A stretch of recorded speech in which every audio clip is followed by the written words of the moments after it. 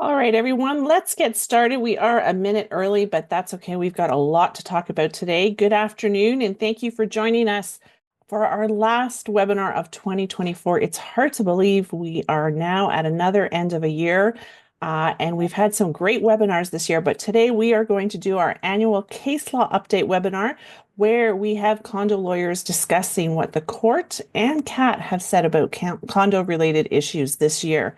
My name is Sonja Hodis. I'm a member of the CCI Huronia Board of Directors and your moderator today, as well as a condo lawyer. And I'm joined by a whole host of other condo lawyers today who are members of CCI Huronia. And we have Natalia Polis from Lash Condo Law, Tony Bute from Common Ground Condo Law, Tony Servello from Ain Whitehead. We've got the Tonys today. Ashley Winberg from Pulveron Condos and Patricia Elia from Elia Associates. So thank you all of you for joining me today as we review exciting cases from 2024.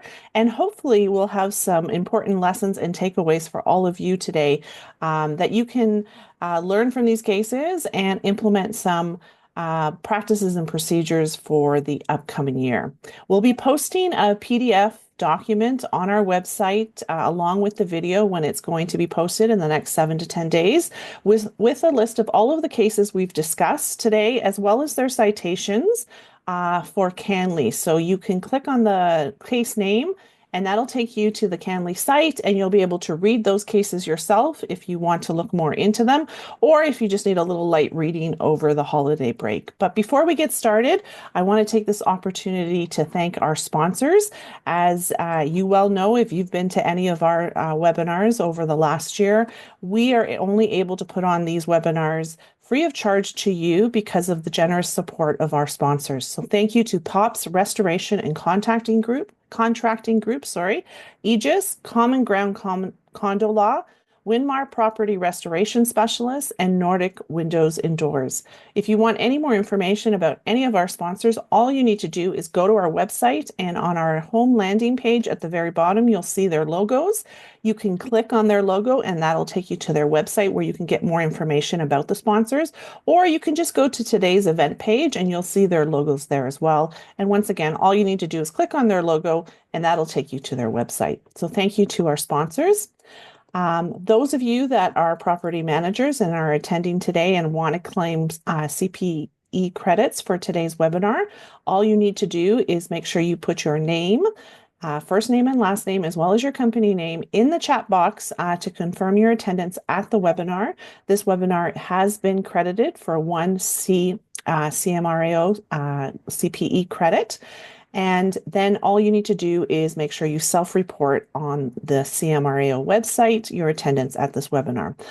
Please don't put your name and company name in the Q&A box. Make sure it gets into the chat box. If you are new to CCI and you haven't been to any of our webinars before, let me just tell you a little bit about who CCI is. We are the Canadian Condominium Institute, and we are an independent nonprofit organization that was formed in 1982. We have chapters all across the country, and in Ontario alone, we have 8 chapters, and CCI Huronia is one of those Ontario chapters. Our main objective is education, but we also advocate for condos, and we represent all those involved in condos, from owners to directors to professionals, and we encourage all these stakeholders to work together. If you are not a member of CCI and you would like to join, you can find a local chapter on the national website, cci.ca. And if you'd like to join our chapter, and we would love to have you, all you need to do is go to our website, ccihuronia.com, and click on the membership link, and you can register online. Also, you'll find on our website references to the National Resource Center, where you can find a great collection of information and resources from our chapters across the country. And that is all available either on our website, or you can go directly to the CCI National website to access the Resource Center. And CCI Huronia, we have a Facebook page, so if you are not following us on Facebook, please do so.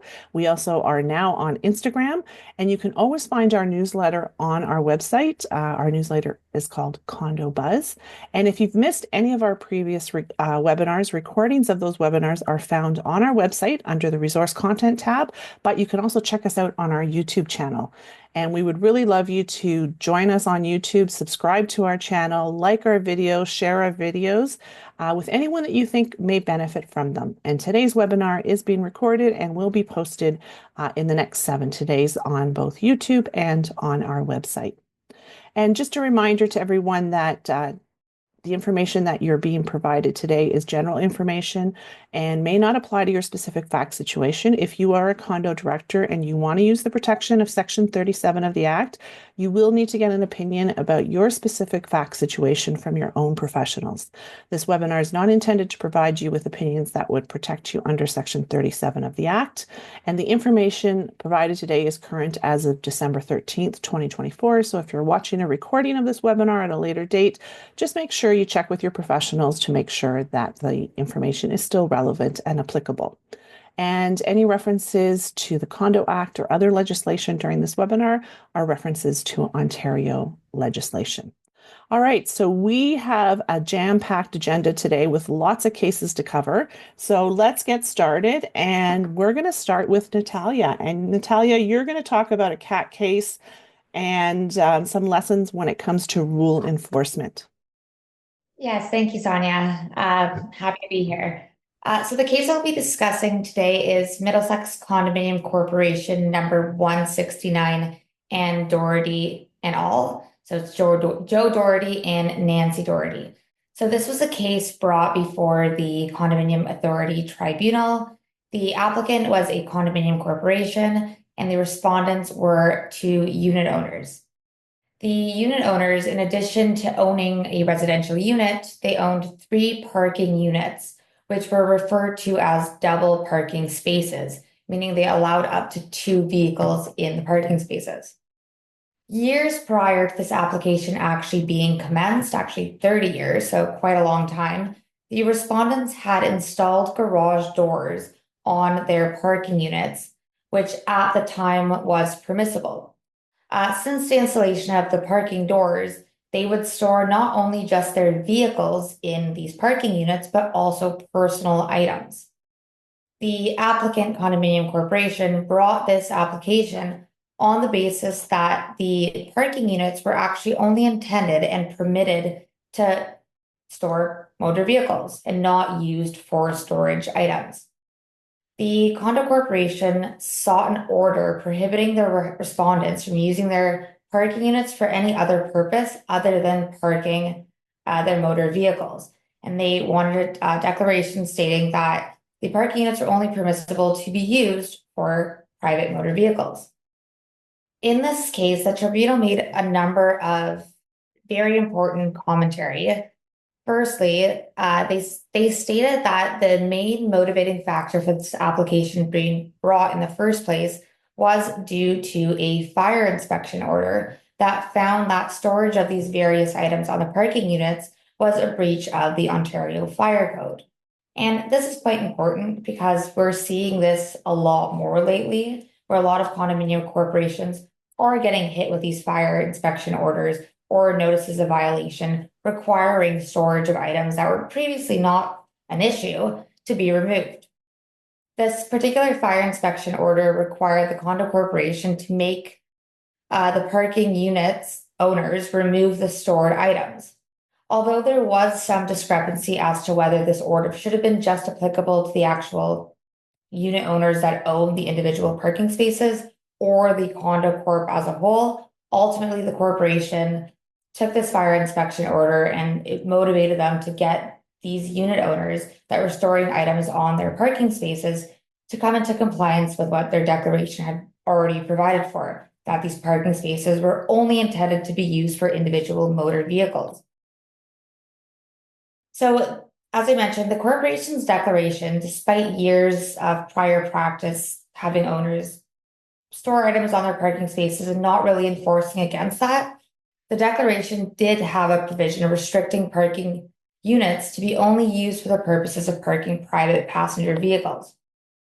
The respondents in this case relied on the corporation's rules, which were actually contrary to what the declaration provided. The rules actually allowed owners to store certain items on their parking units. The Condo Corp in this application had, prior to the application being commenced, repealed those particular rules permitting storage of items on parking units in response to finding out that, hey, this is in contravention of our declaration. Part of the argument that the respondent unit owners made is that the applicant condominium corporation had always allowed, throughout all these years, 30 years or so, the parking units to be used for storage purposes. They further argued that the Condo Corp had acquiesced or otherwise accepted storage of certain items on the parking units, and as such, this application should have been dismissed. In response, the Condo Corporation argued that this long-term acquiescence or otherwise acceptance of storage of these items on the parking units did not mean that now they cannot enforce what's already provided for in their declaration. It relied on a specific provision in its declaration, which we often see in most declarations in condo corporations, which states that the failure to take action to enforce any provision contained in the Act, the Condominium Act, this declaration, the bylaws, or any rules or regulations of the corporation, irrespective of the number of violations or breaches which may occur, shall not constitute a waiver of the right to do so thereafter, nor be deemed to abrogate or waive such provision. Meaning, this particular provision, that again we often see in most declarations in condo corporation, states that even though Condo Corp had not previously strictly enforced certain provisions, it doesn't mean that they can't do so thereafter. It also relied on previous case decisions from the Superior Court, which also held that a Condo Corp failing or not enforcing its rules, bylaws, or declaration, etc., irrespective of the number of breaches, did not mean that they can't do so after the fact. The tribunal also noted, which is pretty well established law, that condo boards have the discretion with respect to the manner in which they and the extent of which they enforce their governing documents, provided, as always, their enforcement is reasonable, and such decisions of the board should be owed deference. Ultimately, in this case, the tribunal found that the applicant Condo Corp was successful, and it ordered that the respondents only use the parking units for the purposes they were intended to per their declaration, i.e. only for parking private motor vehicles in accordance with the declaration. It also ordered that the respondents remove any stored items in their parking units within 60 days of the order, and if that was not complied with, the condo corporation then had the ability to go into the parking units and remove those stored items. So this is an issue that I think all of us face at some point in time, where certain provisions of a condo corporation's governing documents, whether in the declarations or rules, hasn't been strictly enforced in the past, but that doesn't mean that you can't then enforce afterwards. So the key takeaway here, in my opinion, is that even if something is not strictly enforced in the past, it doesn't mean that you can't take those steps to enforce those provisions after the fact, or after you discover even that this provision exists, what we see oftentimes happens. The one thing to always remember, and I know this word gets thrown around so much in the condo industry, is to make sure that the enforcement is reasonable. One of the main issues I find is in terms of pets. There's condo corporations that may have a weight limitation or size limitation on dogs, for instance, 25 pounds. And in the past, they haven't strictly enforced that. And then there may be some issues that come about, which result in the corporation then saying, we're going to enforce this 25-pound restriction or whatever the restriction may be. In those cases, given that there is a bit of empathy towards your pets, etc., or someone's pets, that to take those reasonable steps, perhaps putting in a grandparenting provision or some sort of transitionary way to then get the corporation from what it wasn't previously enforcing and moving towards enforcement, but having that bit of leeway for those individuals, those unit owners that aren't necessarily complying with those provisions at that point in time. Thanks, Natalia. And I guess the other thing that that case also reinforces is that the declaration will always trump. So don't forget the hierarchy of those documents. The declaration is right at the top and it's always going to take precedence. Thanks for a review of that case. All right, so moving on, we're now going to turn to Ashley, who is going to talk about allocation of costs between two condos when they share an element such as a wall. Ashley? You're muted, Ashley.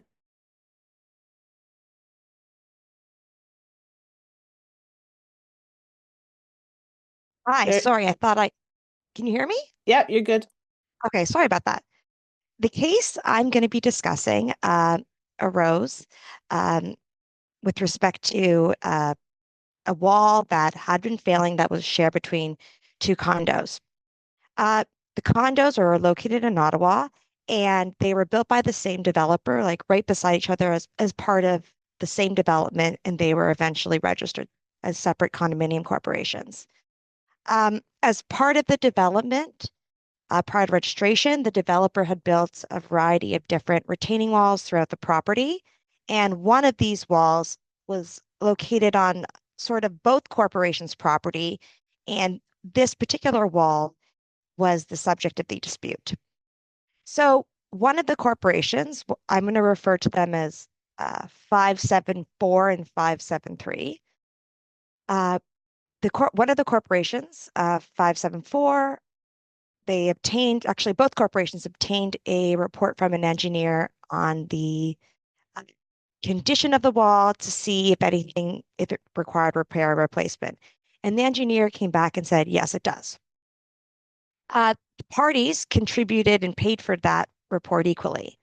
But then, as they got further into it and found out what the cost would be, a dispute arose between them with respect to what their respective proportions of the cost would be. So they brought an application. One corporation, 574, said that each corporation should be responsible based upon the percentage of which the wall is located on their property. So they said that, it's roughly a 60-40 split based upon where the wall is located on each entity's property. The other corporation, um, 573, said they tried to say that the wall was encroaching and that it had to be removed on their property, and that really that they didn't want to pay for anything. So after a number of years, the first report about the condition of the wall was obtained in 2019. And as I said, the corporation shared the costs of that repair. The engineer said it's beyond its useful life. It needs to be repaired. When 573 received that repair, and that's the condominium that is saying basically we don't want to pay anything, they disagreed with the report. And the other corporation, 574, then commissioned another report at their sole cost and expense because the other corp disagreed with the design. Ultimately, in the engineering reports, the first engineer stated that the retaining wall itself is a benefit to both corporations. If the wall were to fail, it would likely undermine the foundation of 574, resulting in movement in the foundation, which would damage the structure. The failure of the wall would also likely damage 573 as it is part of lateral as it imparts lateral loads to the side of the building. However, the extent of the damage would depend on the type of wall failure. 574 in 2002 then obtained another report from another engineering firm. And that engineering firm said that they rejected the prior cost allocation, which was proposed by 573, that it should be based on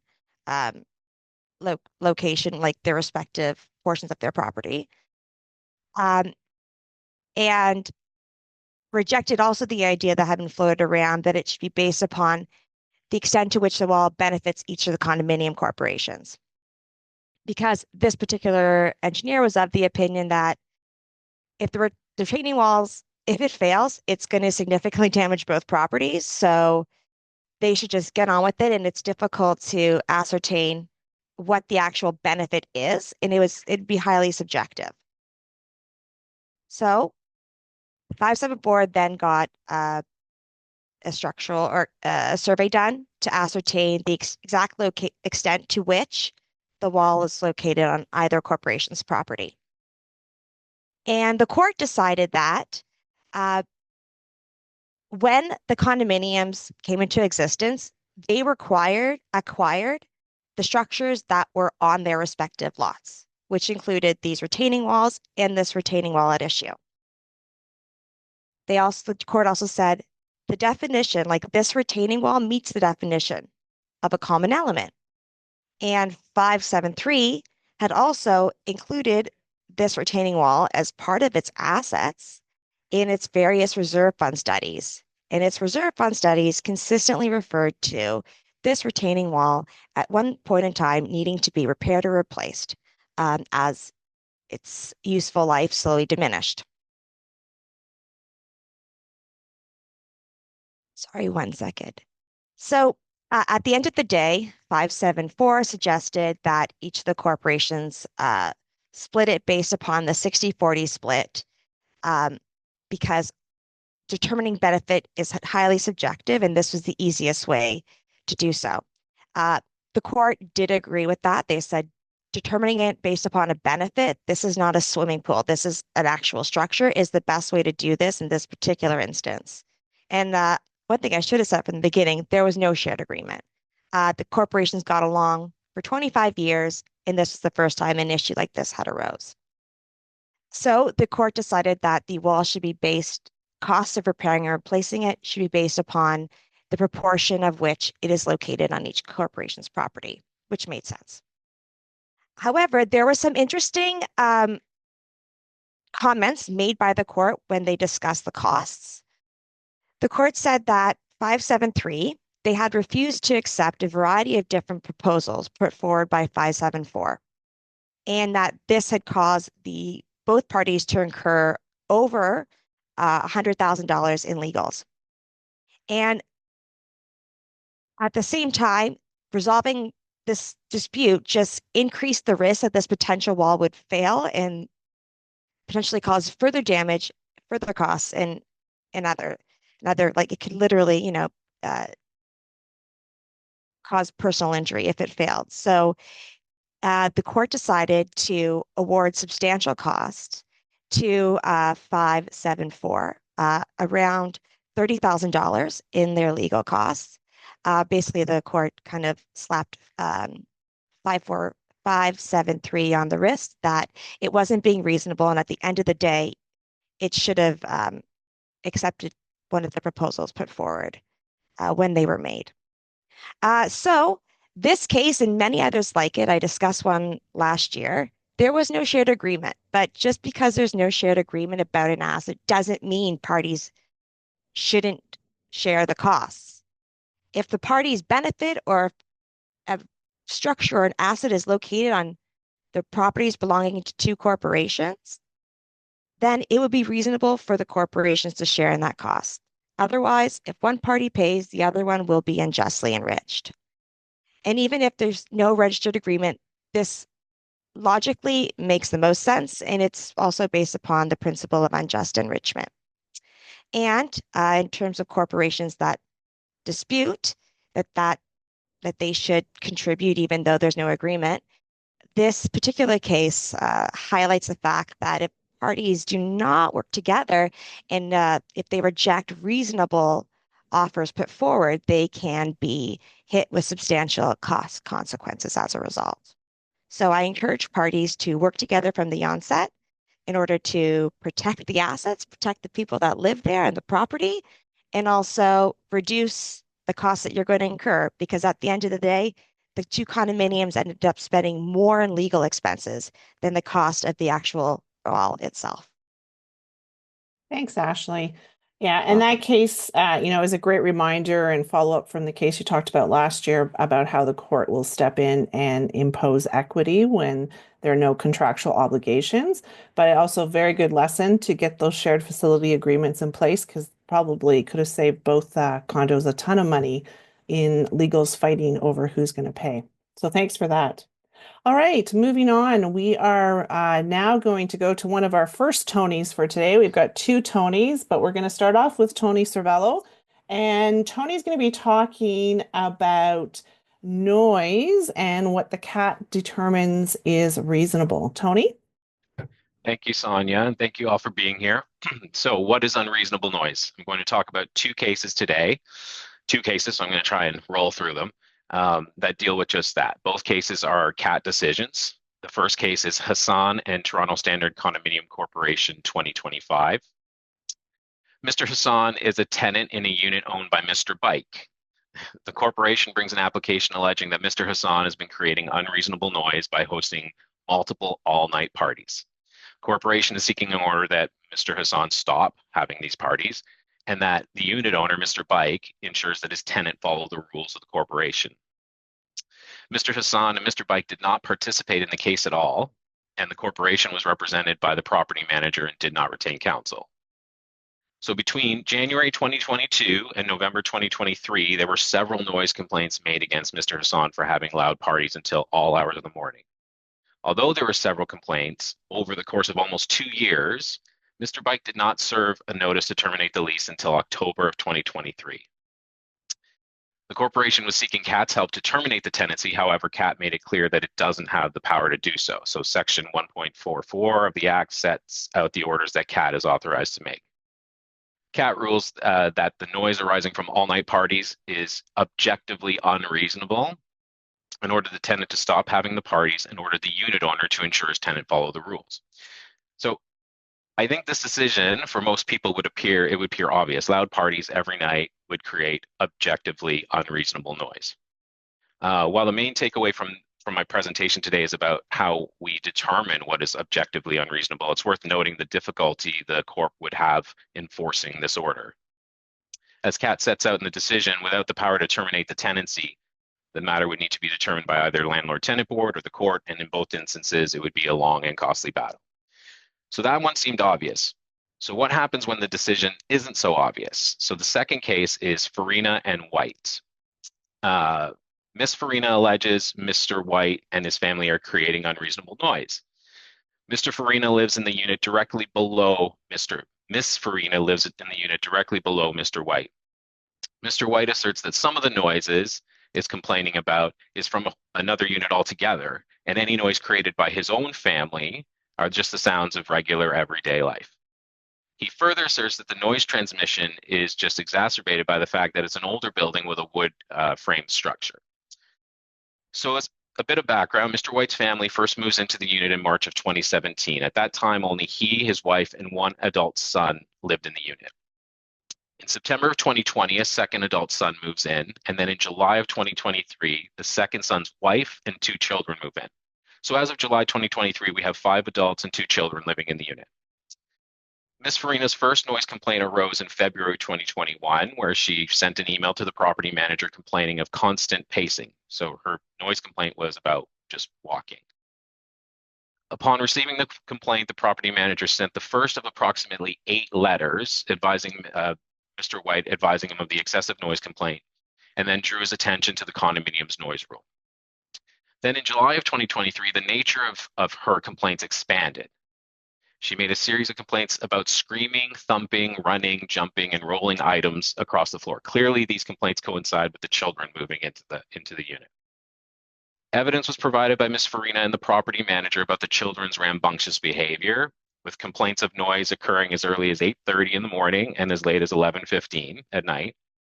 Ms. Farina even submitted sound recordings, but the CAT ruled that they weren't really persuasive because they couldn't determine the source of the noise. And complicating matters further, Mr. White also complained about noise above his own unit and suggesting that whenever he would hear noise, he would receive a banging from Ms. Farina. Or, yeah, I guess that's right, Ms. Farina. So CAT finds that there's little objective evidence to convince the tribunal that the respondents are causing unreasonable noise. CAT states that although there would be definitely noise given the number of people living in the unit, there's no evidence that the noise is objectively unreasonable. So a quote from CAT: "In coming to this conclusion, I'm not stating that the applicant is not a reasonable person. She works shifts, her sleeping hours vary, and it's important that she get her sleep. And as a result, her level of tolerance may be lower. However, this is not an objective indication of unreasonable noise. Application is dismissed without cause. So the cases outline that not everything we might consider unreasonable or noise that would disturb the peaceful enjoyment of the unit is in fact objectively unreasonable. Loud noises from all-night parties? Simple. It seems unreasonable. Loud noises of children playing or the sounds of family just living their everyday lives? It's not objectively unreasonable. The cases also illustrate the difficulty in enforcement of the Act and the Condo Corporation's governing documents. Particularly in both cases, there were no cost consequences.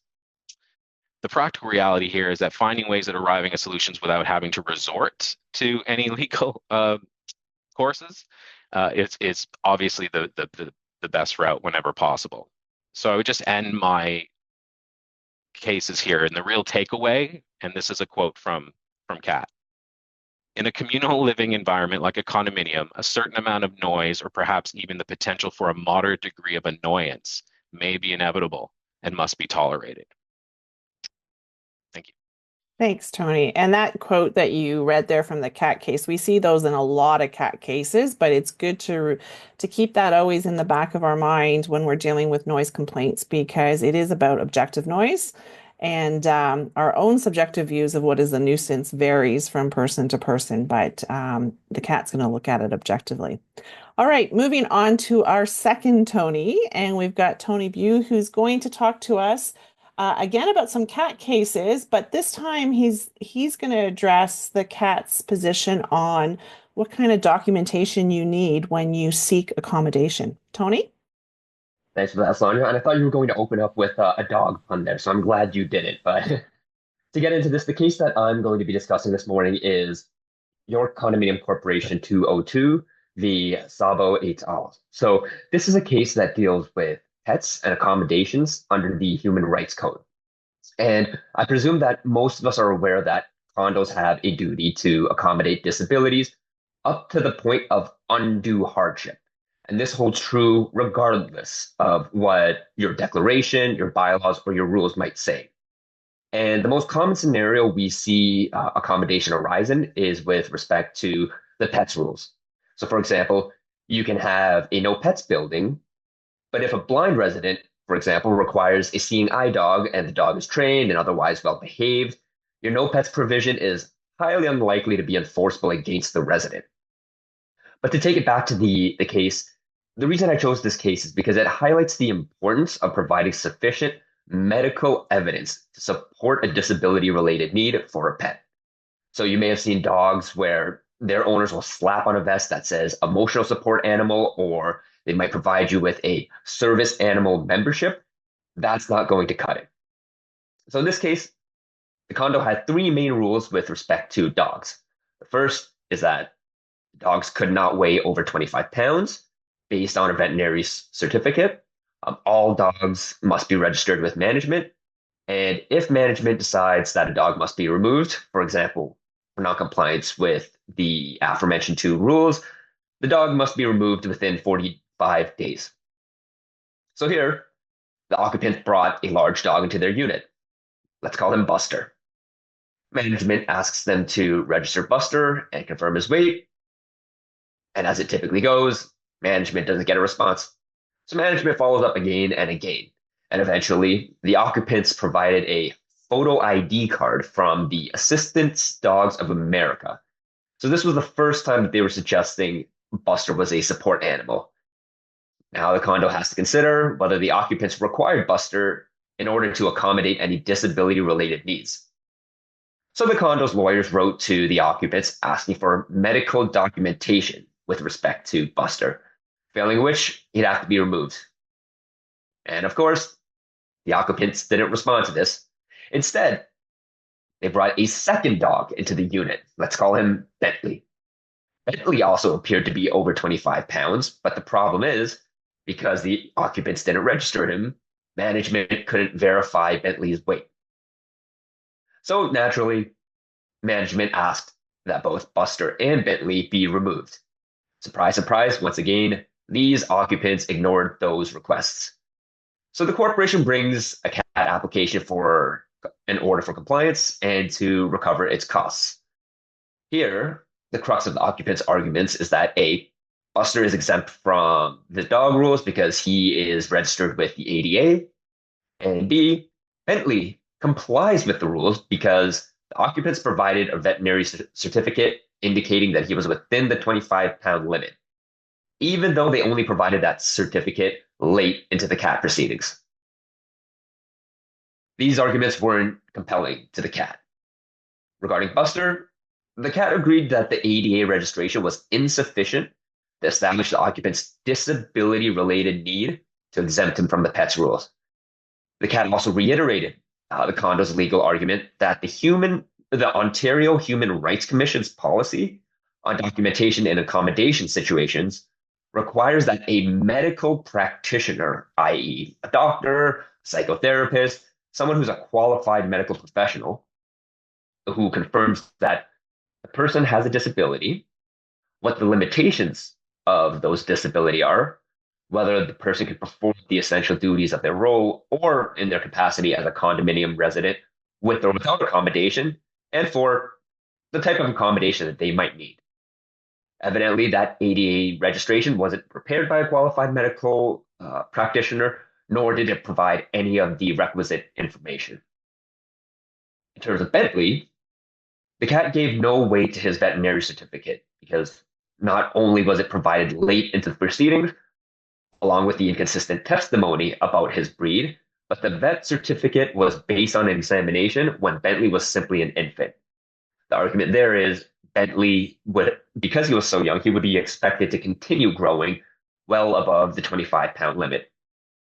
And in the end, the CAT gave the occupants a final 60-day window to provide the medical documentation confirming their disability-related need for Buster and to provide an updated vet certificate for Bentley, failing which they would be required to remove them if they didn't comply. The CAT also awarded the condo $2,000 in damages and 70% of its costs, which for anyone who's been before the CAT, even with the best of cases, that's rare. So here's Tony's takeaway. Disability-based accommodations require proper documentation from a qualified medical professional, and I stress that. It's got to be someone who's a regulated or registered health professional. For example, doctors, psychologists, even nurses. These online pet registration forms and these vests that people are buying off of Amazon aren't sufficient. And for owners who might be listening to this, if you have a dog or you want to get a dog, make sure you know your condo's pets rules. Once you bring the dog in and you get attached to it, it's going to be a lot harder to remove it. But at the end of the day, if the corporation does successfully enforce its declaration, bylaws, or rules against you, it's going to be a lot more difficult. Thanks, Tony. And I'm so happy to hear the CAT saying that those online, picture cards are not enough because you see them so often as an owner's defense to some kind of enforcement. And it's nice to see the CAT recognizing that that is not sufficient evidence. All right, so moving from documentation required for accommodations to another hot topic that we see in condos all the time, smoking. We've got Patricia Elia, who's going to talk about a CAT case and a Superior Court of Justice case that has dealt with the issue of smoking. Patricia? Thanks very much, Sonja. And it's a great panel. Thanks very much, guys, for these cases. I really enjoy hearing everybody's perspective on them. So smoking, well, it's a choice to live in a condo and we live in community. But what we've seen, as you may know, over the many years is an evolution to non-smoking buildings. But often these buildings start off as smoking buildings. So I'm going to talk to you today about two cases, HCC 61 in Korolev and the recent Court of Appeal decision affirming the lower court's decision. But I'm going to give you a little refresher on that one. And so what happened in that decision was that HCC 61 became a smoke-free building. And smoking was permitted in the units and the common elements of the building until 2018, when the corporation passed a non-smoking rule. This rule prohibited smoking in the units, on the balconies, and within 9 meters of the building's doorways, which is consistent with the Smoke-Free Ontario Act. Existing owners of the units were provided with the opportunity to notify the corporation if they wished to enter into a grandfathering agreement.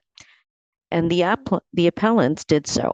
Under this agreement, the existing owners could continue to smoke under certain conditions, including that they had to keep windows and doors closed, use their exhaust fans, and otherwise ensure that their smoking would not unreasonably interfere with the rights of another person's use and enjoyment of their unit or the common elements. Breach of the agreement would lead to its revocation, and this was all clearly set out in that agreement. In the months after the appellants entered into the grandfathering agreement, Unit 801 complained of the odor of smoke migrating onto their balconies, into the corridor, and at times into their units. They identified 801 as the source of the smoke, and it's not disputed that Mr. Ben, who was the president at that time, was the source of many complaints. Mr. Ben, in the course of this application, also stepped back because of his conflict of interest. And in June of 2021, the corporation sent a letter to the appellant demanding that they cease the conduct complained of and notifying them that continued violation would lead to revocation of the grandfathering agreement and a court application. The parties eventually reached a settlement, though, and the corporation, I must tell you, here bent over backwards. They went through mediation, and they tried to design conditions to mitigate the impact on other residents. And this was a finding in the lower court's decision that the corporation had actually really tried to work with this owner. But one of the conditions was the appellants would pay for certain modifications to their unit, and if they refused to pay for these modifications and further complaints ensued, the grandfathering agreement would be revoked. The appellants ultimately refused to fund the modifications, and further complaints followed. Then the corporation brought an application to enforce its rules under Section 134 of the Act. So here, the application that we brought was under 117, where no dangerous condition was allowed to exist. And the application judge found that the appellants had repeatedly violated the grandfathering agreement. He rejected the appellants' arguments that they were victims of a vendetta by Mr. Ben and responded against them.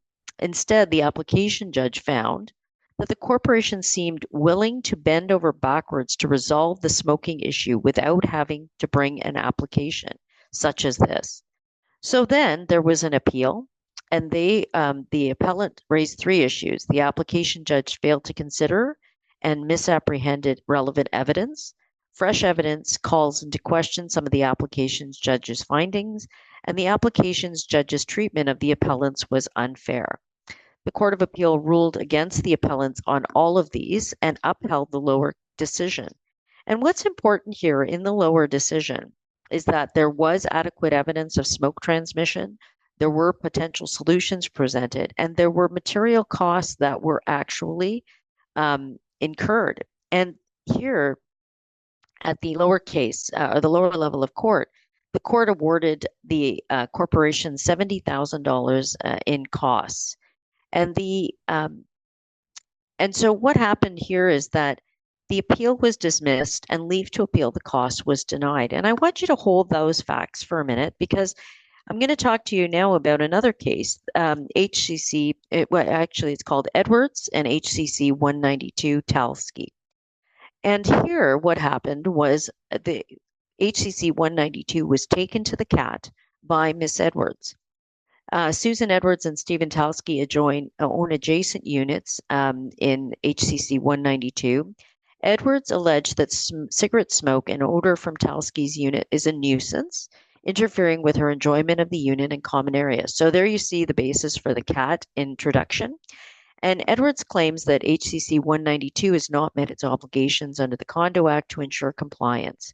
Now, Ms. Edwards wanted the tribunal to order Talski and the occupant of his unit to cease smoking activities, and for the condominium corporation to enforce its tobacco restrictions and nuisance rules, which allowed the board to require cessation of smoke from a unit if it is determined to be a nuisance. Now, the facts here are that in Mr. Talski's unit, his wife smokes about 15 cigarettes a day and has done so since 2012. At the time of the application, HCC 192 did not prohibit smoking in the units, and Mr. Talski disputes that smoke from his units is a primary source of the nuisance affecting Edwards and requests a dismissal of the application. So while there was a history of complaints and Mr. Talski acknowledged receiving annual letters from HCC 192 about smoke and odor, Mr. Talski claims, and he had actually evidenced that he had taken measures to prevent smoke migration, using HEPA air filters, keeping windows and doors closed, and using exhaust fans while smoking. So very similar to the grandfathering provisions you just heard in the HCC agreement. And so Ms. Edwards tried to explain why there were gaps and lack of enforcement because of changes to property management, etc.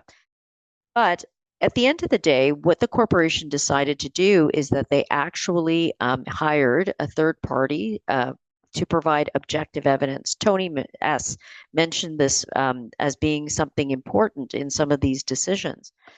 And what happened was the tribunal reviewed all the tests and evidence, and it was FCS that provided the test. And the tribunal found, interestingly, that even though there was a questioning of the methodology used by FCS, the tribunal accepted FCS's outcomes. However, what's interesting in this case is that notwithstanding that FCS's test results showed that there was no migration of smoke from Mr. Talski's unit to the adjacent unit, you'll remember that's the fundamental basis here, the tribunal accepted the evidence of years of complaints about smoking from Mr. Talski's unit. And I found this really interesting and difficult to understand at the end of the day, because if the objective evidence, as Tony had mentioned, proved that there wasn't, I wasn't sure how the testimony over numerous years could also be upheld. And that was the decision upon which the tribunal decided that the would order the cessation of smoking in Mr. Talski's unit under Section 1.44 sub 1 of the Act, which allows the tribunal to prohibit or require actions from parties in a proceeding. Now, what they also said is that they are permanently to cease smoking within 30 days. And what was interesting, there was evidence led about the personal circumstances of Ms. Talski's wife, who may be able and unwilling to quit smoking. To me, the fact that the tribunal acknowledged that in the judgment creates a different issue here, because now, to me, it's a very hard decision for somebody who's been smoking for a very long time, who may have, I won't even put the word, I won't make an assumption, but there may be some other reasons for this, inability to quit smoking. And, to me, I'm not sure if, based on the evidence, that the tribunal was necessarily being reasonable in its decision making, because it could impact where these people end up living. It could force them to sell their unit, and it could create other implications economically to this unit owner. And so to me, what was interesting is the tribunal found that HCC 192 had acted reasonably and fulfilled its obligations to investigate the complaint, and did not agree with Edwards' assertion that HCC 192 should have sought additional expert reports or advice. So this is important. When you're looking to rely on your experts, it's good to know that the scope of what they're doing is clear, and that the tribunal will rely on this evidence, but it will also take into account the testimony of individuals who do not necessarily have scientific evidence to back them up. As well, the tribunal found no unreasonable behavior by HCC 192 or any party that would justify a cost order. Thus, Susan Edwards had to bear her own costs. Now, here's the interesting thing, and this is why I brought both cases up. There were real costs, and real costs are definitely evidenced by HCC 61, both at the Superior Court level and the Court of Appeal. These costs don't disappear at the end of the day. And, to me, I found it interesting that there was no award made for costs in favor of, the corporation and even Ms. Edwards based on the findings. So I think this is where I have to ask, where is the best venue to bring this? Because secondhand smoke does cause cancer. That's evidenced in Canadian law. And if you can prove it, which here there was no proof of VOCs in the unit that was adjacent to the Talskis, but notwithstanding that, there is a health risk. And so to me, Section 117 seems like a logical place to bring this. But here it was brought as a nuisance. And, I will say, like, post this decision, there's also going to be, other implications in terms of governance and how these grandfathering agreements are actually worded and the terms. Because this corporation was actually moving to become completely non-smoking and was trying to set out reasonable terms for people to become non-smoking units. And it wasn't 30 days. What the unit owners voted on here is that it would be a 5-year agreement. And so now this decision really has an implication on how the corporation goes forward. So it's something to think about as how we architect our fights, but also how we architect our corporate governance, and that the two work together. And then our approach in litigation is also important. Thanks, Sonja. Thanks, Patricia. And moving on to the last set of cases that we're going to talk about today are two cases that I wanted to touch on. And these two cases deal with and demonstrate types of remedies that are available to condos when you have occupants, whether they're owners or relatives of owners or tenants, it really doesn't matter, who are engaging in harassing and inappropriate behavior. Both of the cases that I'm going to be talking about are from the Superior Court, and they're both Toronto condos. The first one is from May 2024, and it's TSCC 2715. And in this case, the condo was seeking orders from the court to restrain the son of the owner from interacting with certain individuals in the condo and to restrain him from using the recreational amenities of the condo. They were also asking the court to award them almost $55,000, which represented increased costs that they had incurred relating to security, increased security via cameras, security guards, and a security assessment. Now, the son, the condo was alleging that the son was engaging in aggressive antisocial behavior, and it ranged from things like yelling and screaming at residents and property management, to screaming in the common elements, to playing loud music in his unit, to refusing to comply with requests by security, jumping up and down the elevators, tearing down notices, lots and lots of problems. He was occupying common element rooms when they were rented for private functions, and probably the most troublesome was that he was leering at and photographing women in the gym. A lot of these activities were occurring in 2022. So the case is a 2024 case. These things were happening in 2022. The condo took some self-help measures and deactivated the son's access to the pool, lounge, and gym. And in July of 2023 and February 2024, the son also denied access to the unit for fire safety inspections and plumbing inspections. And things really escalated in February 2024 when cleaning staff found a note written by the son in the garage that contained very inappropriate comments that were threatening and offensive. I'm not going to repeat what they are, but if you want to see them, they are referenced specifically in the case. And this is what prompted the increased security costs. Now, interesting, the father, who is the owner of the unit, acknowledged that the son had mental health issues, but said that the condo had a duty to accommodate. So just keep that in the back of your mind, because I'm going to touch on that in the other case as well. Thankfully, in this case, the court recognized that the condo was not required to accommodate mental health issues by accepting antisocial behavior. So that's one of the great takeaways of this case. And some of the things that the court said, and I want to quote the court specifically on this in relation to this issue, because this is a really tough problem for condos, whether you're board members or property managers, when you're dealing with an individual who has mental health issues, but they're creating chaos and havoc in the condo. And what the court said, and I'm going to paraphrase here just for the sake of time, but basically what he said is that why they can sympathize with the father and the son and the challenges that those people face in managing disruptive mental illnesses, the law is clear that mental health issues are no excuse in a condo setting for antisocial behavior. If someone chooses to live in a condo, you have to abide by the rules and social norms of that community. So that's a very welcome statement, especially if you're a property manager or a board member trying to deal with these situations. They also said that the son needed to take a more accommodating and cooperative approach to requests that were made of him, and that this was an absolute necessity when living in a condo. And finally, they again appreciated the fact that it was difficult for the son and the father to deal with the mental illness, but they said that the consequences of those difficulties are not ones that the law allows the court to impose on other residents of the building in which the son was living. And ultimately, the law requires the son and the father to be responsible for any consequences of their conduct. So those are very welcoming words, and I'm really happy to see the court pronouncing those statements.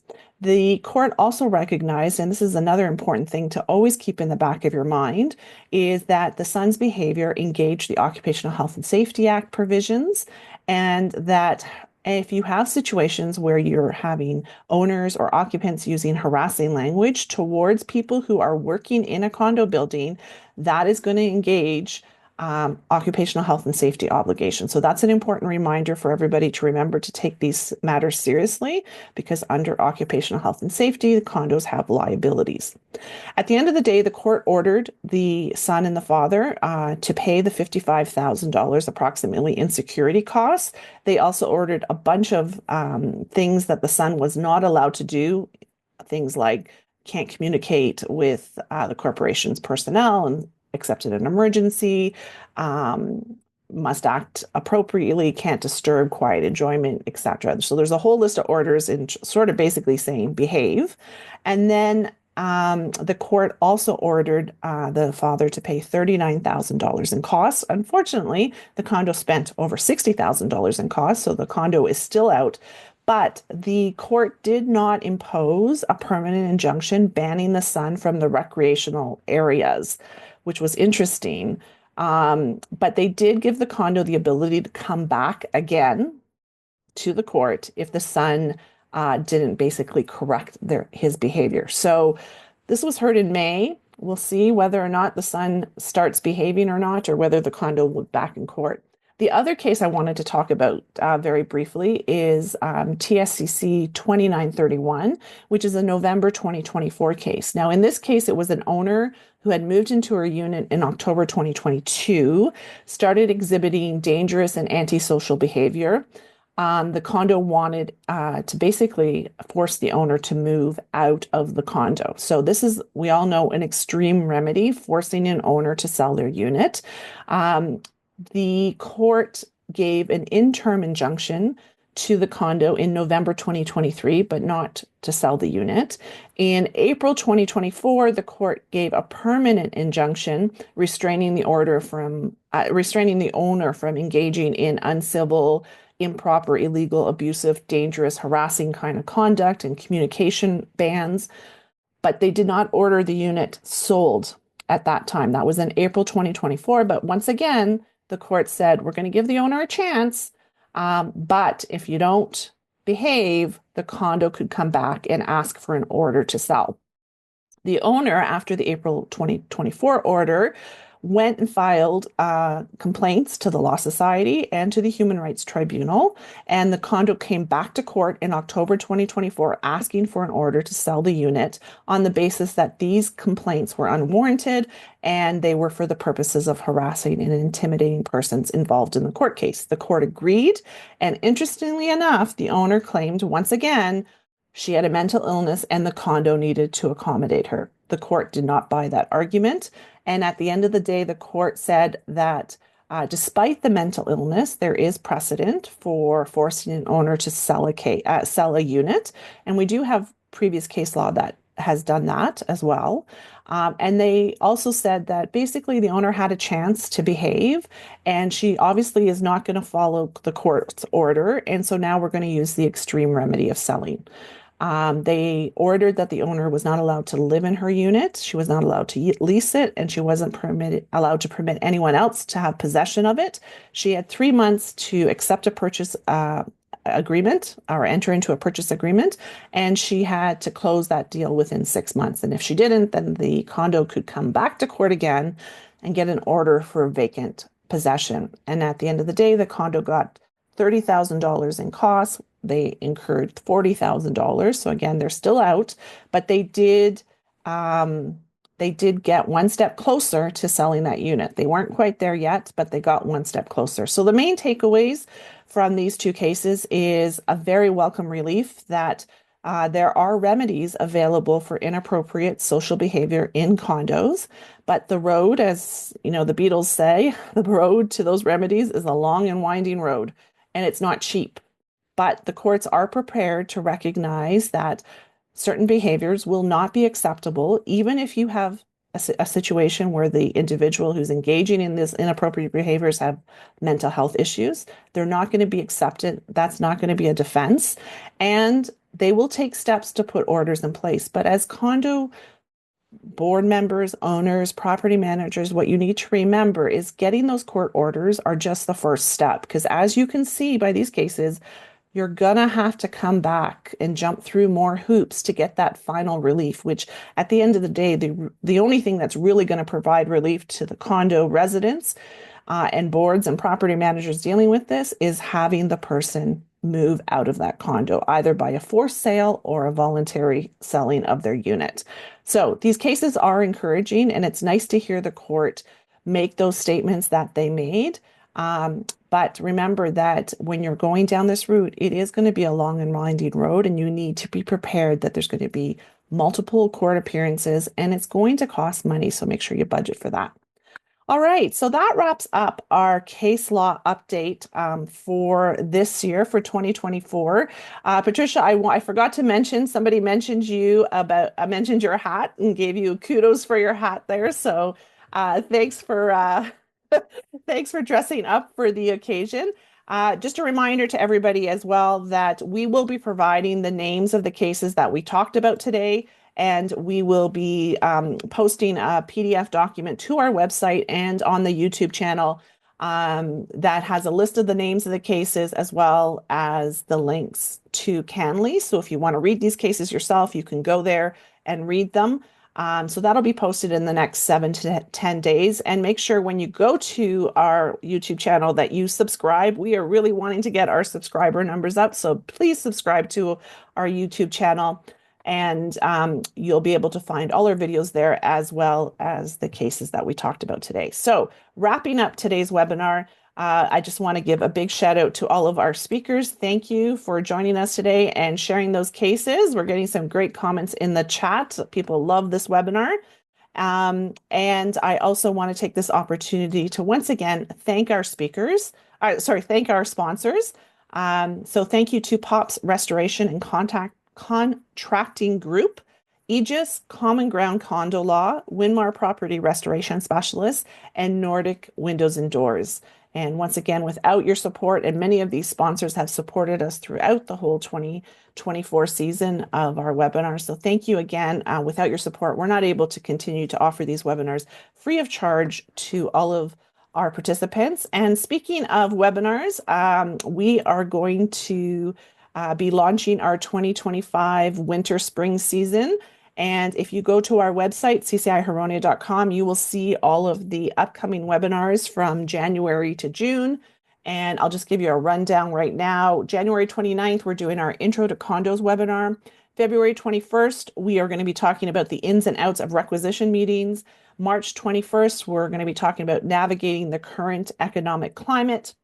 April 25th, we're going to be talking about condo security issues and solutions. And as always, we talk about insurance in May. So on May 23rd, we are going to be talking about insurance. Is there still a crisis? Remember, all of our webinars are running from 12 to 1. If you want to register for any of our webinars, just go to the CCI Huronia website and click on upcoming events and click on the event page, and you can register there. If you'd like to sponsor any of our webinars, you can also go to our event page and click on the sponsor links to become a sponsor. And we will always be asking for CMRAO approval for our webinars. So just watch out for that. We'll be posting on the website when the approval comes through. And again, if you've missed any of our webinars over the last 4 or 5 years, just go to our YouTube channel or go to our website under the events tab, past webinars. You'll find them all there. If you have any ideas for topics for our upcoming webinars, we'll be starting to plan actually our fall 2025 season early next year. So if you have any suggestions, send us an email to admin@ccihuronia.com. Tell us what you want us to talk about, and we will try and make that happen. And if you're not on our email list and you want to, it's free of charge and it gives you all the up-to-date information of what's happening at CCI Huronia. Just send an email to admin@ccihuronia.com and ask to be put on our email list. We will be happy to do so. And I want to just take this opportunity to thank Debbie Dale. You don't always hear, sometimes she speaks on these webinars, but she's always here in the background managing our chat box, which is no easy task. So a big shout out to Debbie Dale and thanks to her for managing that chat box for us. And as well, if you want to know what's happening with other chapters across CCI, you can always go to cci.ca to find out what events they're hosting. And you can also find out what the other Ontario chapters are hosting there. I usually give you some information about upcoming events, but we're coming to the end of the year and most chapters have wrapped up their 2024 season. So if you want to know what they're planning for 2025, check out the cci.ca website and look at the upcoming events. And if not, you can join us in January because hopefully by then I'll have some updated dates and events from our other chapters. So that's a wrap for today. Until next time, I'm Sonja Hodis from the entire CCI family to yours, wishing you happy holidays and hopefully you'll get to spend some important time with your family and friends over the next couple of weeks. We will see you back here in January for our 2025 season. And we hope to see you at our January 29th Intro to Condo course webinar or our February 21st webinar on requisition meetings. So that's it for us for 2024. Don't forget, CCI is your condo connection. Happy holidays, everyone.